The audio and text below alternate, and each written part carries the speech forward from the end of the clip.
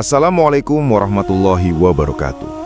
Hari ini saya akan mencoba menceritakan tentang runtuhnya Kekaisaran Romawi kala itu. Bayangkan sebuah dunia tanpa konsep negara modern. Tidak ada batas negara seperti hari ini. Tidak ada paspor, tidak ada kewarganegaraan dalam pengertian modern. Dalam dunia seperti itu, ada satu nama yang berdiri di atas segalanya.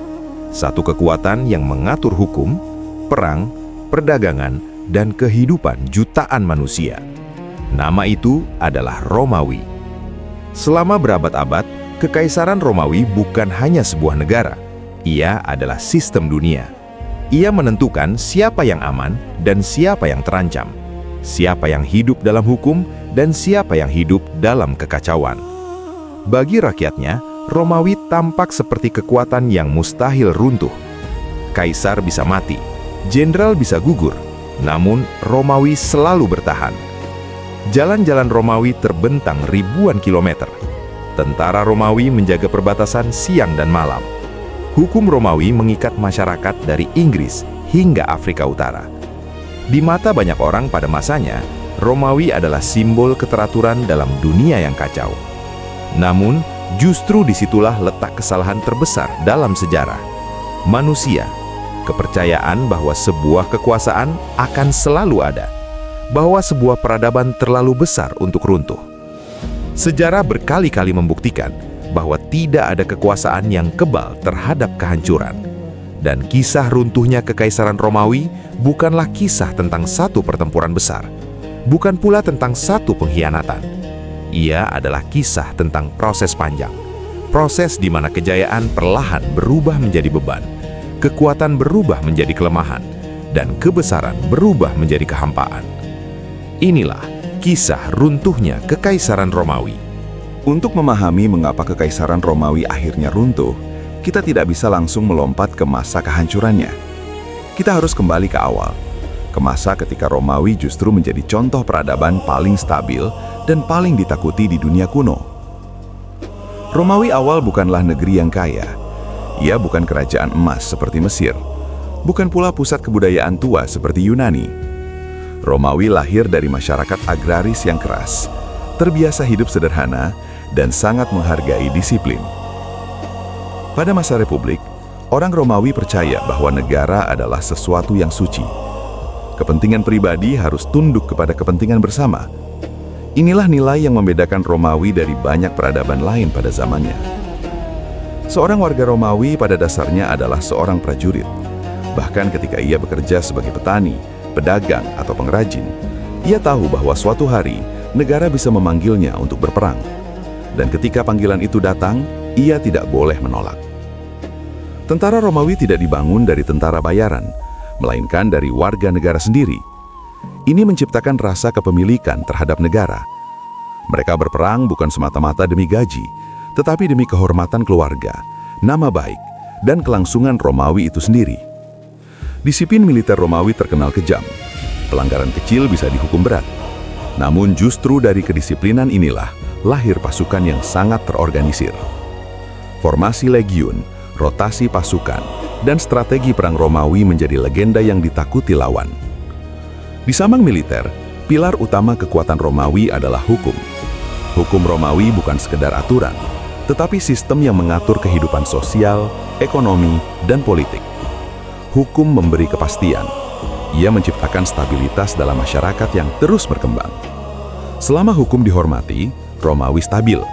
Selama warga percaya bahwa hukum berlaku adil, negara tetap kokoh. Inilah fondasi sejati kejayaan Romawi. Namun setiap kekuatan besar membawa konsekuensi.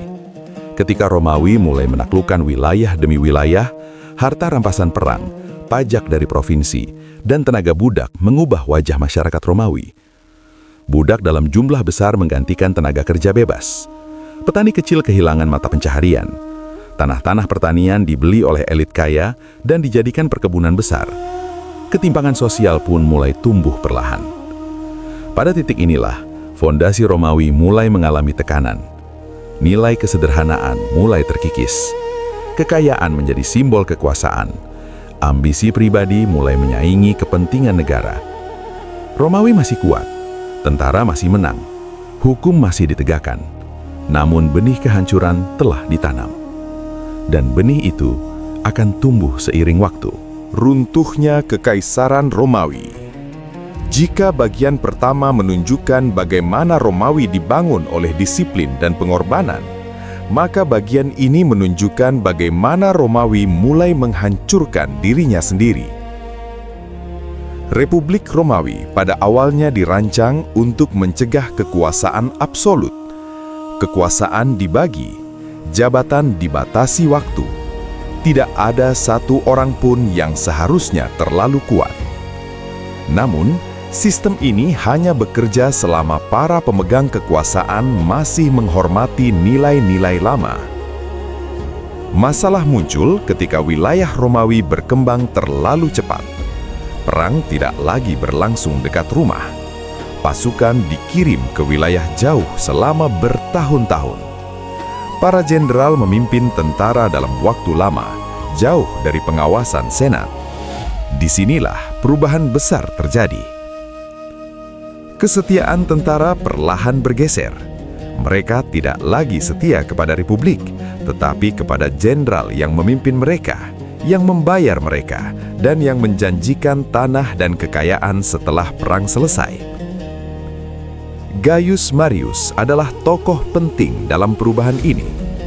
Ia mereformasi tentara Romawi dengan membuka pintu bagi warga miskin untuk bergabung. Secara militer, ini memperkuat Romawi. Namun secara politik, ini berbahaya. Tentara kini bergantung pada jenderalnya untuk masa depan mereka. Loyalitas pribadi menggantikan loyalitas kepada negara. Lucius Cornelius Sulla membuktikan betapa berbahayanya perubahan ini. Ia menjadi jenderal pertama yang membawa pasukannya sendiri masuk ke kota Roma, sebuah tindakan yang sebelumnya dianggap tabu. Sulla merebut kekuasaan dengan kekerasan. Ia membunuh lawan politiknya. Ia menggunakan ketakutan sebagai alat pemerintahan. Republik tercoreng darah warganya sendiri. Setelah Sulla, jalan menuju kekuasaan absolut terbuka lebar. Beberapa dekade kemudian, muncul tokoh yang jauh lebih besar dampaknya, yaitu Julius Caesar. Caesar bukan hanya jenderal. Ia adalah politisi ulung, orator yang memikat, dan pemimpin yang dicintai rakyat kecil. Kemenangannya di Gallia membuatnya sangat populer dan sangat berbahaya bagi Senat. Ketika Senat memerintahkan Caesar untuk membubarkan pasukannya dan kembali ke Roma sebagai warga biasa, Caesar dihadapkan pada pilihan: taat pada hukum atau mempertahankan kekuasaan. Keputusan Caesar menyeberangi Sungai Rubicon bukan hanya keputusan militer. Itu adalah deklarasi perang terhadap republik itu sendiri. Perang saudara pun pecah. Caesar akhirnya menang. Ia menjadi penguasa paling kuat di Roma. Namun ia tidak menyebut dirinya raja. Ia tahu bahwa rakyat Romawi membenci monarki. Ketakutan Senat memuncak. Pada tahun 44 sebelum Masehi, Julius Caesar dibunuh di gedung Senat. Para pembunuhnya mengklaim mereka menyelamatkan republik. Namun kenyataannya, republik sudah mati jauh sebelum pisau itu menancap. Pembunuhan Caesar tidak memulihkan keseimbangan. Justru sebaliknya, ia memicu perang saudara yang lebih besar dan lebih brutal. Roma tenggelam dalam kekacauan. Rakyat kehilangan kepercayaan pada Senat. Mereka tidak lagi melihat republik sebagai pelindung, melainkan sebagai sumber konflik tanpa akhir. Di kekosongan inilah muncul generasi baru penguasa. Salah satunya adalah Octavianus, yang kelak dikenal sebagai Augustus. Dengan kecerdikan politik dan kekuatan militer, ia mengalahkan semua rivalnya. Namun berbeda dengan pendahulunya, Augustus belajar dari kesalahan. Ia tidak menghancurkan republik secara terbuka. Ia membiarkannya hidup secara simbolis sambil mengambil seluruh kekuasaan nyata. Disinilah Republik Romawi secara resmi berakhir. bukan karena diserang musuh asing, tetapi karena ambisi manusia yang tidak lagi mengenal batas. Seiring berjalannya waktu, Pax Romana menciptakan paradoks yang berbahaya. Semakin lama kedamaian berlangsung, semakin banyak generasi Romawi yang tidak pernah mengenal perang besar. Bagi generasi awal, disiplin militer adalah nilai hidup. Namun bagi generasi yang lahir di masa damai, militer hanyalah profesi, bukan panggilan jiwa. Tentara perlahan berubah dari warga negara yang berjuang demi tanah air menjadi pasukan profesional yang berjuang demi gaji. Perubahan ini tidak langsung terasa, namun dampaknya sangat besar. Ketika semangat kewarganegaraan memudar, negara harus menggantinya dengan uang. Gaji tentara dinaikkan, bonus dibagikan, tanah dijanjikan. Semua itu membutuhkan dana, dan dana itu berasal dari pajak. Beban pajak rakyat meningkat perlahan. Pedagang kecil tertekan, petani kehilangan keuntungan, sementara elit kaya sering menemukan cara menghindari kewajiban mereka. Kesenjangan sosial kembali melebar. Di kota-kota besar seperti Roma, hiburan massal digunakan untuk menjaga ketenangan rakyat. Roti dibagikan, pertunjukan gladiator digelar. Rakyat dibuat sibuk oleh tontonan, bukan oleh partisipasi politik. Inilah perubahan mentalitas besar. Romawi tidak lagi didorong oleh cita-cita kolektif. Ia digerakkan oleh kenyamanan. Selama perut kenyang dan hiburan tersedia, rakyat jarang mempertanyakan arah negara. Namun ketergantungan pada stabilitas palsu ini membuat Romawi rapuh. Ketika gangguan kecil muncul, reaksi sistem menjadi lambat dan kaku. Di perbatasan, tekanan mulai terasa. Suku-suku di luar wilayah Romawi tidak lagi terpencar. Mereka belajar, mereka beradaptasi, mereka mulai memahami cara bertarung Romawi. Sementara itu di pusat kekuasaan, birokrasi semakin tebal, keputusan semakin lambat, korupsi semakin dalam. Pax Romana masih bertahan, namun retakan-retakan kecil kini terlihat jelas. Dan seperti bangunan megah yang tampak kokoh dari luar, Romawi perlahan melemah dari dalam. Kedamaian yang terlalu lama ternyata bukan jaminan keabadian.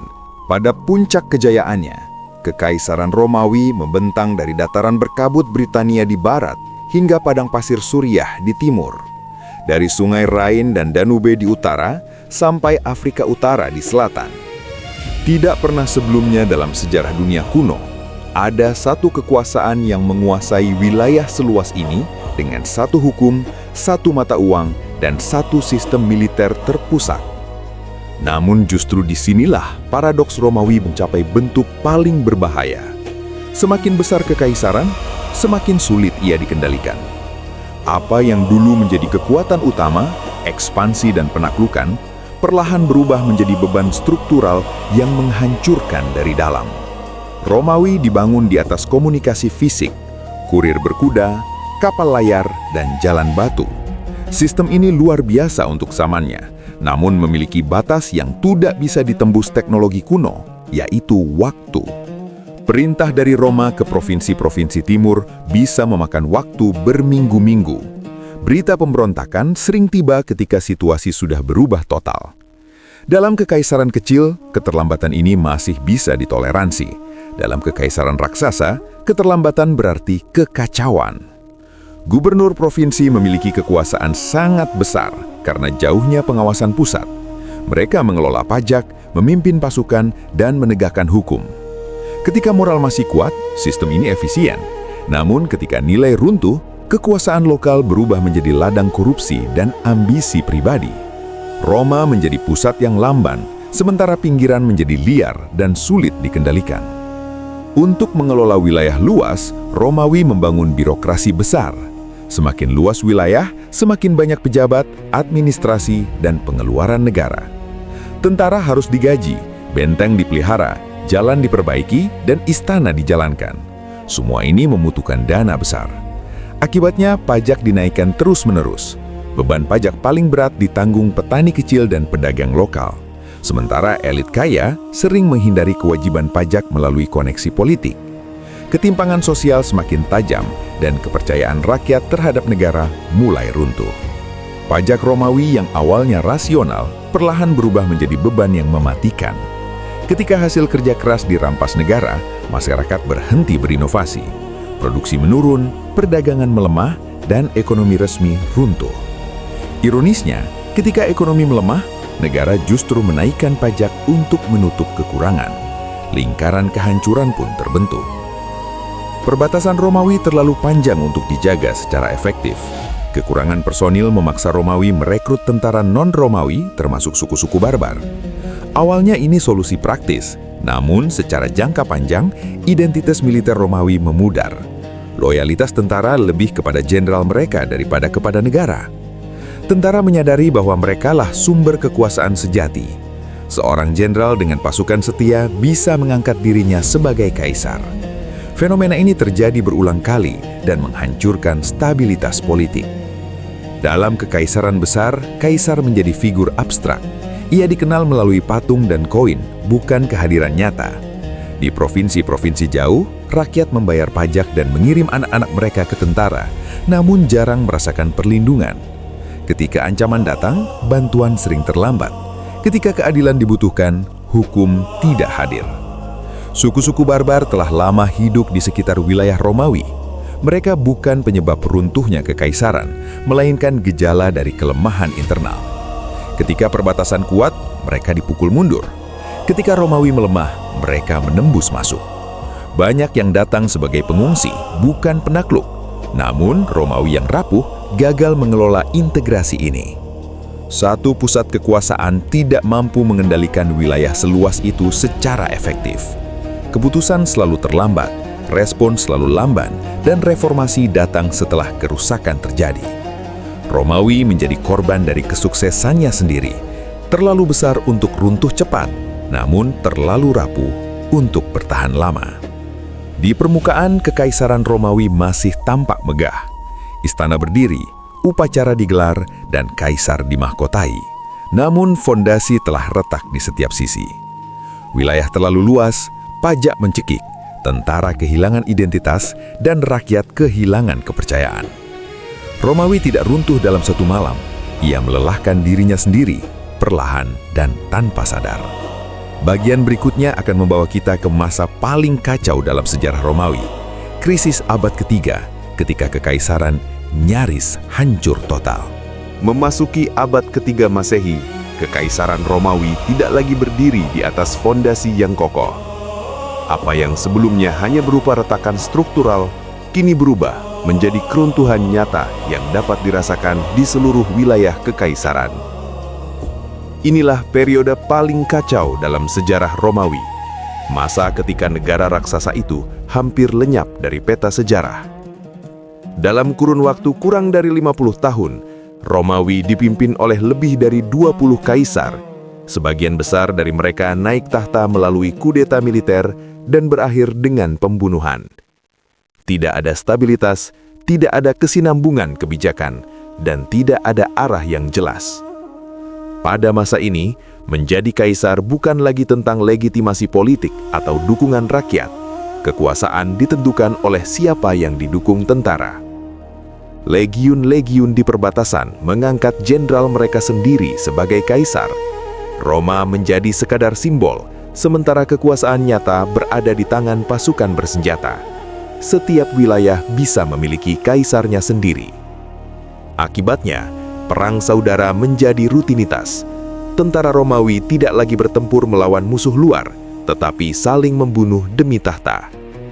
Untuk membayar tentara yang terus menuntut gaji lebih tinggi, para kaisar melakukan langkah putus asa, mencetak uang secara berlebihan. Kandungan perak dalam koin dikurangi drastis, nilai mata uang jatuh, harga-harga melonjak, inflasi merusak kepercayaan masyarakat terhadap sistem ekonomi. Rakyat tidak lagi percaya pada uang negara. Perdagangan kembali ke sistem barter. Kota-kota kehilangan fungsinya sebagai pusat ekonomi. Di tengah kekacauan politik dan ekonomi, wabah penyakit melanda kekaisaran. Penyebab menyebar cepat melalui jalur perdagangan dan pergerakan tentara. Desa-desa kosong, ladang terlantar, produksi pangan menurun tajam. Kelaparan menjadi ancaman nyata. Masyarakat kehilangan harapan. Kepercayaan pada negara dan para dewa lama mulai runtuh. Tentara kini menyadari sepenuhnya posisi mereka. Mereka bukan lagi alat negara, tetapi penentu negara. Kaisar yang tidak mampu membayar atau memuaskan tentara akan segera disingkirkan. Kekuasaan menjadi transaksi. Emas ditukar dengan loyalitas. Disiplin militer runtuh. Tentara lebih sibuk menentukan politik daripada menjaga perbatasan. Sementara Romawi sibuk dengan perang saudara, musuh-musuh eksternal memanfaatkan kelemahan ini. Suku-suku barbar menembus perbatasan di barat. Di timur, Kekaisaran Sasania menekan wilayah Romawi dengan kekuatan terorganisir. Untuk pertama kalinya, kota-kota Romawi dijarah secara sistematis. Di puncak krisis, Kekaisaran Romawi praktis terpecah menjadi beberapa wilayah yang saling bersaing. Hukum tidak lagi ditegakkan secara konsisten, pajak sulit dipungut, infrastruktur runtuh. Romawi tidak hanya menghadapi ancaman runtuh, ia sedang runtuh. Krisis abad ketiga menunjukkan satu kebenaran pahit, bahkan peradaban terbesar pun bisa kehilangan arah ketika stabilitas politik, ekonomi, dan sosial runtuh bersamaan. Romawi berada di ambang kehancuran total.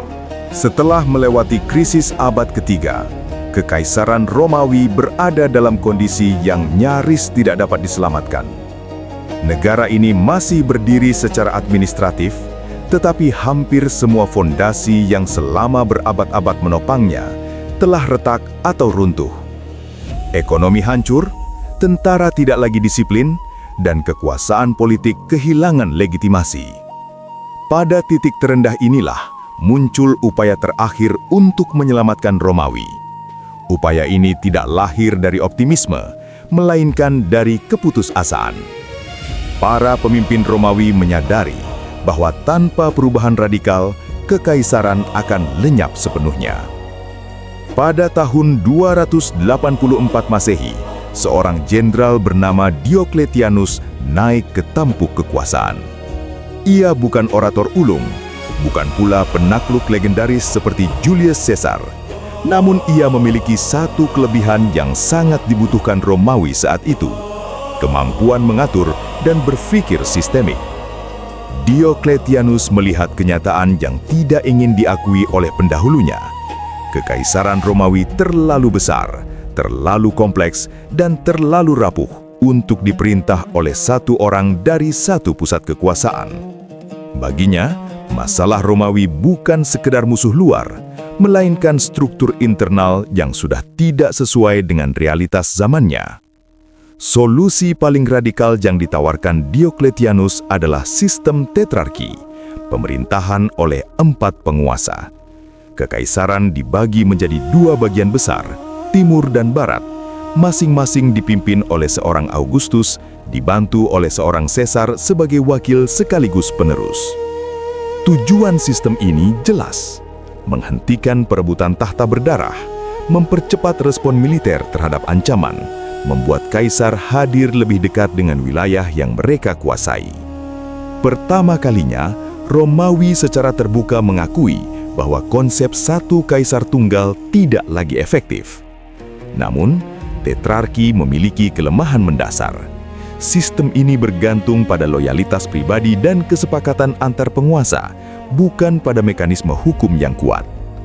Ketika para penguasa mulai saling mencurigai, sistem ini pun rapuh. Untuk memulihkan stabilitas ekonomi, Diocletianus melakukan intervensi negara secara besar-besaran. Ia menetapkan kontrol harga dan upah melalui dekret resmi. Tujuannya adalah menekan inflasi dan mencegah spekulasi. Namun dalam praktiknya, kebijakan ini sulit diterapkan dan sering disalahgunakan. Lebih jauh lagi, negara mulai mengikat rakyat pada profesi mereka. Petani tidak boleh meninggalkan tanahnya. Anak tukang besi harus menjadi tukang besi. Mobilitas sosial hampir lenyap. Romawi perlahan berubah menjadi negara warga bebas, menjadi negara administratif yang kaku dan represif. Diocletianus memperluas jumlah tentara dan memperketat sistem pajak. Setiap jengkal tanah dihitung, setiap penduduk dicatat. Pajak dipungut dengan disiplin tinggi, seringkali dengan paksaan. Secara jangka pendek, langkah ini menstabilkan negara. Namun dalam jangka panjang, ia menciptakan jarak emosional yang dalam antara rakyat dan negara. Romawi bertahan, tetapi tidak lagi dicintai. Setelah Diokletianus turun tahta, sistem tetrarki tidak bertahan lama.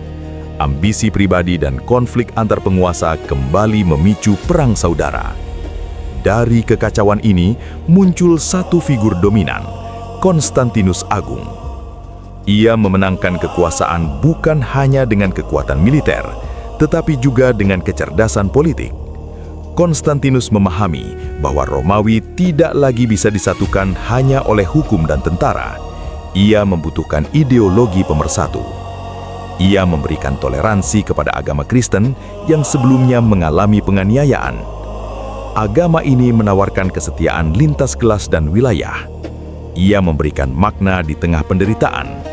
Dengan langkah ini, Romawi memasuki babak sejarah baru. Konstantinus memindahkan pusat kekuasaan ke Bizantium yang kemudian dikenal sebagai Konstantinopel. Langkah ini mengakui satu kenyataan pahit. Wilayah timur lebih stabil, lebih kaya, dan lebih mudah dipertahankan dibanding barat. Keputusan ini menyelamatkan Romawi Timur, namun secara tidak langsung mempercepat kemunduran Romawi Barat. Reformasi Diokletianus dan Konstantinus berhasil mencegah kehancuran total dalam jangka pendek. Namun harga yang dibayar sangat mahal. Romawi kehilangan jiwanya sebagai negara warga. Ia bertahan sebagai mesin kekuasaan yang terorganisir tetapi dingin dan represif. Kekaisaran selamat, tetapi peradaban lama telah berubah selamanya. Tidak ada satu hari tertentu ketika Kekaisaran Romawi Barat runtuh. Tidak ada lonceng kematian yang dibunyikan. Tidak ada pengumuman resmi yang menyatakan akhir sebuah peradaban besar. Keruntuhan Romawi Barat adalah proses panjang, lambat, menyakitkan, dan tak terelakkan. Setelah reformasi Diokletianus dan Konstantinus, Romawi memang bertahan. Namun, bertahan tidak berarti pulih. Di balik stabilitas semu, fondasi Romawi Barat terus melemah, hingga akhirnya runtuh di bawah beratnya sendiri. Sejak pemindahan ibu kota ke Konstantinopel, pusat perhatian kekaisaran beralih ke wilayah timur. Romawi Barat menjadi wilayah pinggiran, miskin sumber daya, lemah pertahanan, dan syarat konflik internal. Kaisar-kaisar Barat seringkali hanyalah simbol. Kekuasaan nyata berada di tangan jenderal-jenderal militer dan pejabat istana. Tanpa kepemimpinan kuat dan dana memadai, Romawi Barat kehilangan kemampuan untuk mempertahankan wilayahnya. Salah satu perubahan paling fatal adalah ketergantungan pada tentara bayaran barbar. Bangsa Goth, Vandal, Frank, dan Suebi direkrut untuk mempertahankan perbatasan. Namun mereka berperang bukan karena kesetiaan pada Romawi, melainkan karena upah dan kesempatan.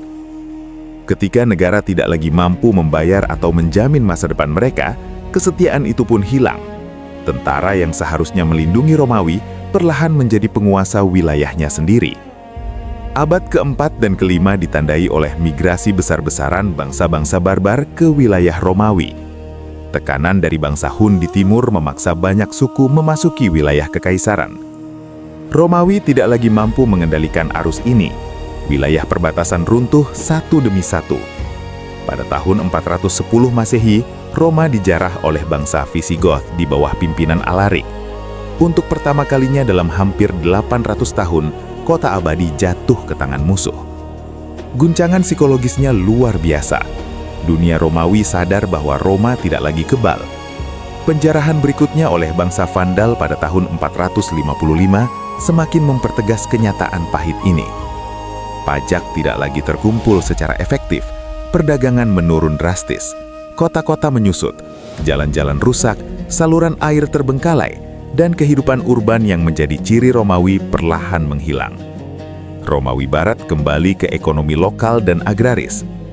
Pada tahun 476 Masehi, seorang remaja bernama Romulus Augustulus dipaksa turun tahta oleh jenderal barbar Odoaker.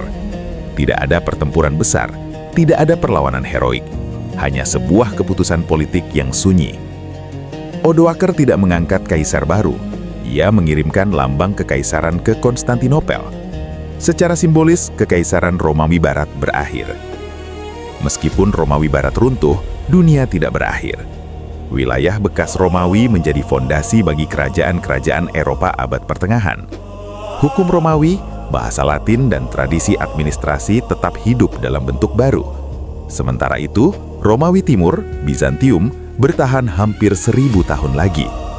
Runtuhnya Kekaisaran Romawi Barat bukan sekedar kejatuhan sebuah negara, tetapi transformasi sebuah peradaban. Romawi tidak mati dalam satu malam. Ia runtuh perlahan, meninggalkan warisan yang membentuk dunia modern. Dan dari reruntuhan inilah, sejarah Eropa baru dimulai. Ketika Kekaisaran Romawi Barat runtuh pada abad ke-5 Masehi, banyak orang pada masa itu mengira dunia telah berakhir. Kota-kota hancur, pemerintahan pusat lenyap, dan tatanan lama menghilang. Namun, sejarah menunjukkan satu kebenaran penting. Meskipun Romawi runtuh sebagai kekuasaan politik, ia tidak pernah benar-benar mati sebagai peradaban. Epilog ini bukan tentang kejatuhan, melainkan tentang apa yang tertinggal. Tentang warisan yang terus hidup, membentuk dunia modern hingga hari ini. Bangunan-bangunan Romawi memang runtuh, tetapi ide-idenya tetap berdiri. Hukum Romawi menjadi dasar sistem hukum di banyak negara Eropa dan dunia. Konsep keadilan, kontrak, hak milik, dan administrasi negara modern berakar dari prinsip-prinsip Romawi. Setiap pengadilan modern tanpa disadari masih berbicara dengan bahasa Romawi. Bahasa Latin tidak mati bersama runtuhnya Romawi Barat. Ia berevolusi menjadi bahasa-bahasa Roman seperti Italia, Prancis, Spanyol, Portugis, dan Rumania. Bahkan dalam bahasa Inggris modern, ribuan kata berasal dari Latin, terutama dalam ilmu pengetahuan, hukum, dan agama. Bahasa Romawi menjadi jembatan yang menghubungkan masa lalu dan masa kini. Ketika kekuasaan politik Romawi runtuh, gereja Kristen mengambil peran sebagai penjaga stabilitas.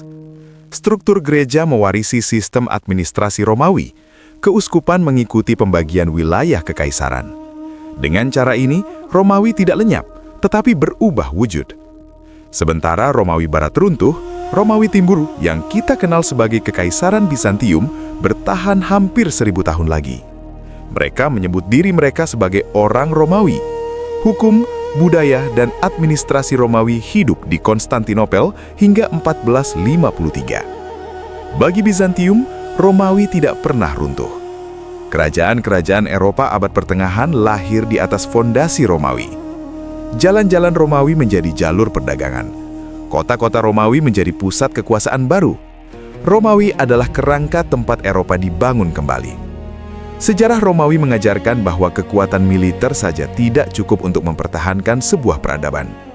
Korupsi, ketimpangan sosial, dan hilangnya kepercayaan rakyat dapat menghancurkan kekaisaran sebesar apapun. Romawi runtuh bukan karena satu musuh, tetapi karena banyak kelemahan yang dibiarkan terlalu lama. Kekaisaran Romawi tidak mati dalam satu malam. Ia hidup selama lebih dari 1000 tahun, runtuh perlahan, dan kemudian hidup kembali dalam bentuk lain. Hari ini, ketika kita berbicara tentang hukum, negara, kota, dan peradaban, kita masih berbicara tentang Romawi. Inilah warisan sejati Kekaisaran Romawi. Terima kasih telah mengikuti perjalanan panjang ini. Semoga sejarah memberi kita kebijaksanaan, bukan sekedar pengetahuan. Wassalamualaikum warahmatullahi wabarakatuh.